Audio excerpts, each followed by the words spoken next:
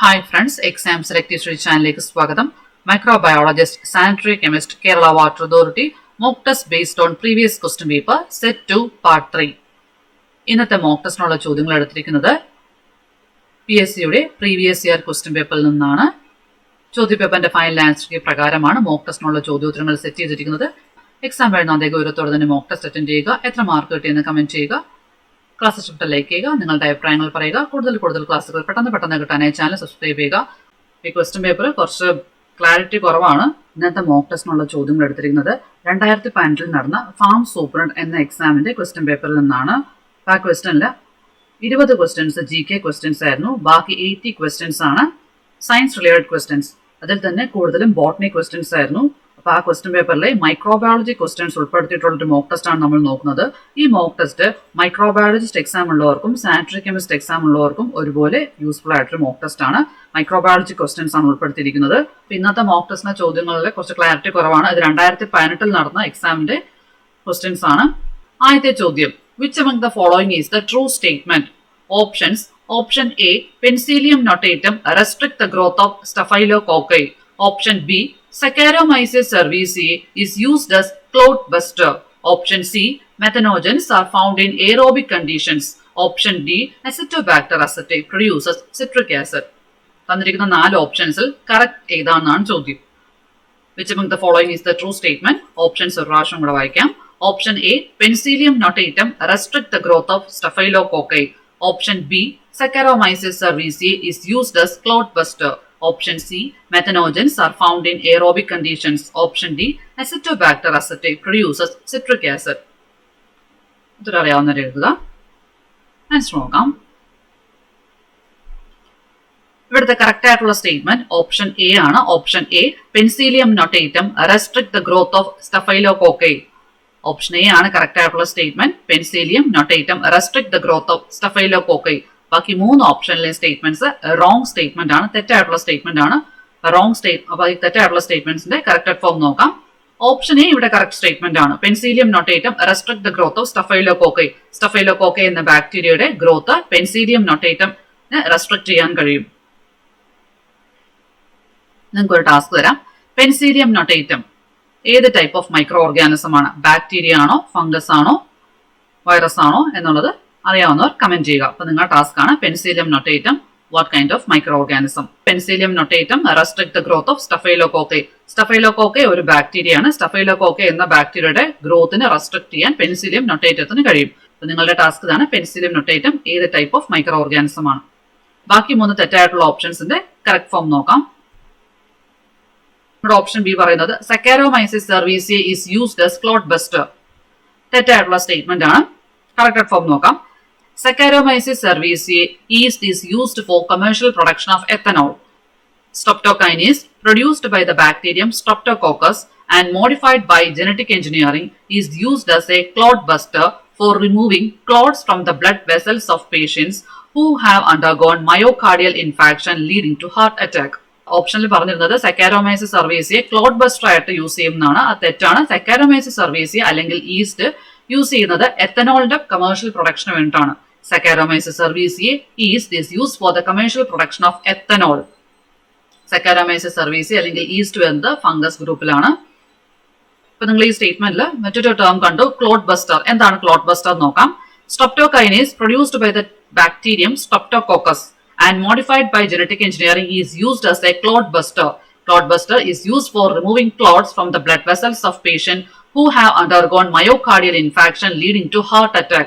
Clot buster and use എന്താണ്? It's used for removing clots from the blood vessels of patients who have undergone myocardial infarction leading to heart attack.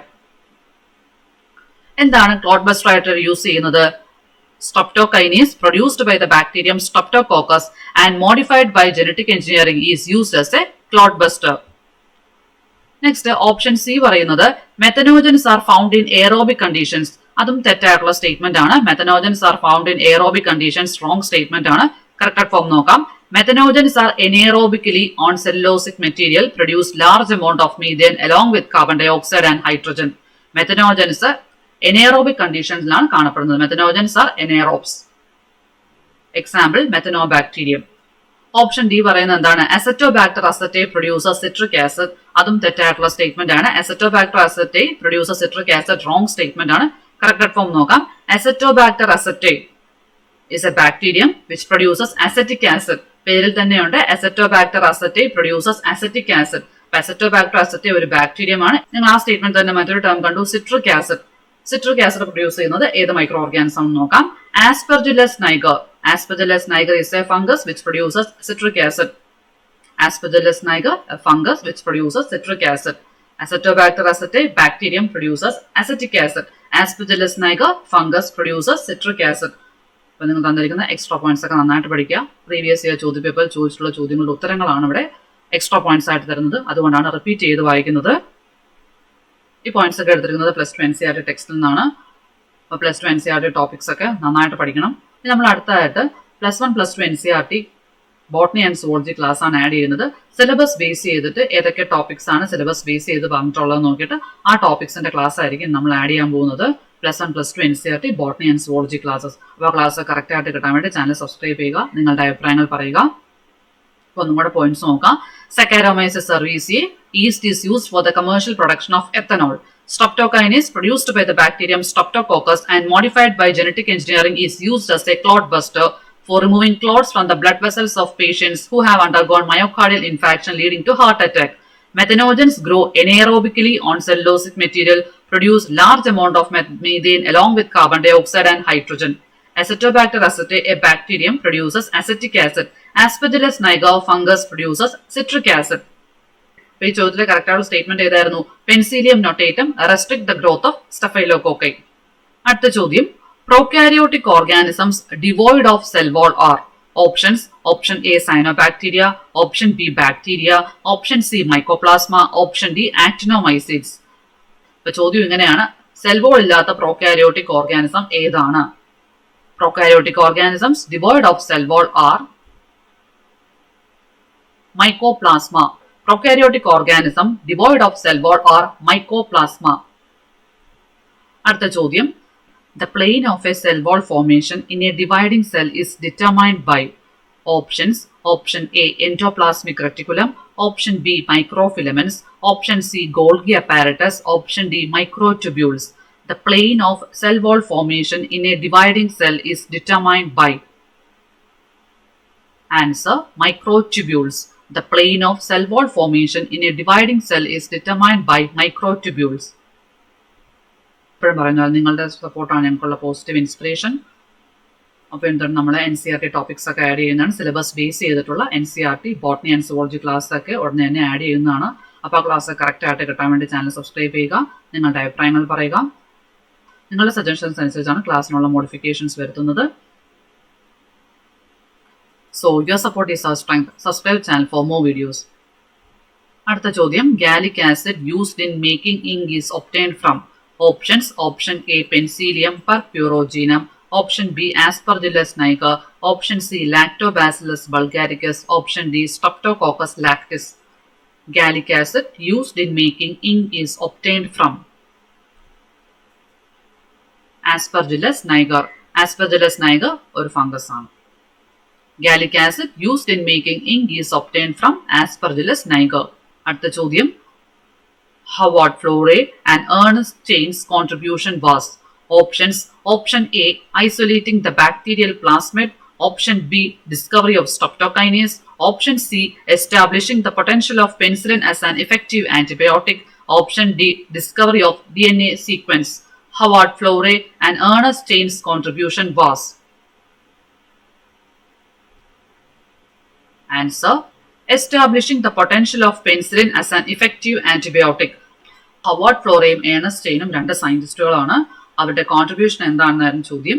Establishing the potential of penicillin as an effective antibiotic. Penicillin എന്ന antibiotic കണ്ടുപിടിച്ചത് Alexander Fleming ആണ്. Establishing the potential of penicillin as an effective antibiotic, Howard Florey and Ernest Chain. Penicillin എന്ന antibiotic കണ്ടുപിടിച്ചത് Alexander Fleming. Howard Florey and Ernest Chain's contribution was establishing the potential of penicillin as an effective antibiotic. ഇത്രയാണ് ചോദ്യങ്ങൾ. ആർക്ക് മനസ്സിലാക്കാമെന്ന് വിശ്വസിക്കുന്നു. Mock test ഒക്കെ നന്നായിട്ട് പഠിക്കുക. ഇന്നത്തെ mock test part 3 mock test ആണ്. അപ്പോൾ പാർട്ട് 1, പാർട്ട് 2, പാർട്ട് 3 ആയി പാർട്ട് 5 ഒക്കെ ആകുമ്പോൾ നമ്മൾ റിവിഷൻ ടെസ്റ്റ് നടത്തും. അപ്പോൾ നിങ്ങൾ നന്നായിട്ട് പഠിക്കുക. പുതുതായിട്ട് ഓരോ കാര്യം പഠിച്ചാലും അതിന് മുന്നേ പഠിച്ചതൊക്കെ ഒന്ന് റിവൈസ് ചെയ്യണം. പുതിയ മോക്ക് ടെസ്റ്റ് ഒക്കെ വരുമ്പോൾ പഴയ മോക്ക് ടെസ്റ്റുകൾ മറക്കരുത്. പഴയ മോക്ക് ടെസ്റ്റുകളൊക്കെ എടുത്ത് റിവിഷൻ ചെയ്യുക. സമയം കിട്ടുന്നതനുസരിച്ച് റിവിഷൻ ടെസ്റ്റ് നടത്തുന്നതാണ്. ക്ലാസ് ഇഷ്ടപ്പെട്ടാൽ ലൈക്ക് ചെയ്യുക, നിങ്ങളുടെ അഭിപ്രായങ്ങൾ പറയുക. കൂടുതൽ ക്ലാസ്സുകൾ പെട്ടെന്ന് കിട്ടാനായി ചാനൽ സബ്സ്ക്രൈബ് ചെയ്യുക.